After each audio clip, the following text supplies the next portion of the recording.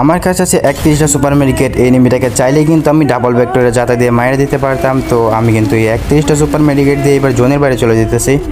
তো ভাই এই জায়গায় কিন্তু এনিমিটা আমার গাড়িটা ফাটায় দেওয়ার চেষ্টা করে। তো আমি কিন্তু অলরেডি জোনের মধ্যে চলে আসছি। তো এখানে কিন্তু আমি কাভার থেকে ম্যাচটা জোন পুশ করে ভুইয়া করার চেষ্টা করব। ভাই 31টা সুপার মেডিকেট দিয়ে আমি কিন্তু চাইলে এনিমিটাকে মারতে পারতাম ডাবল ভেক্টরে যাতা দিয়ে। ম্যাচটা কিন্তু ইজি ভুইয়া হয়ে যেত। তো ভাই আমি কিন্তু এখানে জোন পুশ করার জন্য ম্যাচটা জোন পুশ করে ভুইয়া করার জন্য চলে আসছি। তো ভাই তোমরা যারা ভিডিওটি দেখতেছো অবশ্যই কিন্তু একটা লাইক করে দিও। তো ভাই ভুইয়া কি করতে পারবো নাকি ভাই আমি জোনের মধ্যে এলিমিনেট হয়ে যাব? আমার কিন্তু এটা ইজি ভুইয়া ছিল। আমি কিন্তু জোনের মধ্যে এসে ভাই জোন পুশ করতেছি। জোন কিন্তু প্রায় এখন অনেকটাই বড় আছে। আমার কাছে আছে আরও 20টা সুপার মেডিকেট। তো আমি কিন্তু একটু সামনে চলে আসছি জোনটাকে দেখার জন্য।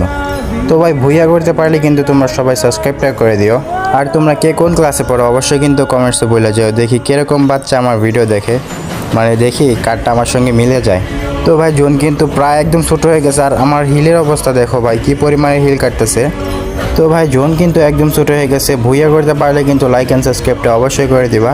আমার কাছে আরও 15টা সুপার মেডিকেট আছে। আর এক্ষুনি জোনটা সাদা হয়ে যাবে।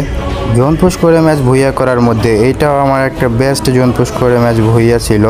জোন কিন্তু একদম এখন ছোটো হয়ে গেছে, এক্ষুনি সাদা হয়ে যাবে। আমার কাছে আরও 10টা সুপার মেডিকেট আছে। তো ভাই জোন কিন্তু ফাইনালি সাদা হয়ে গেছে, এখনই কিন্তু ভুইয়াটা হয়ে যাবে।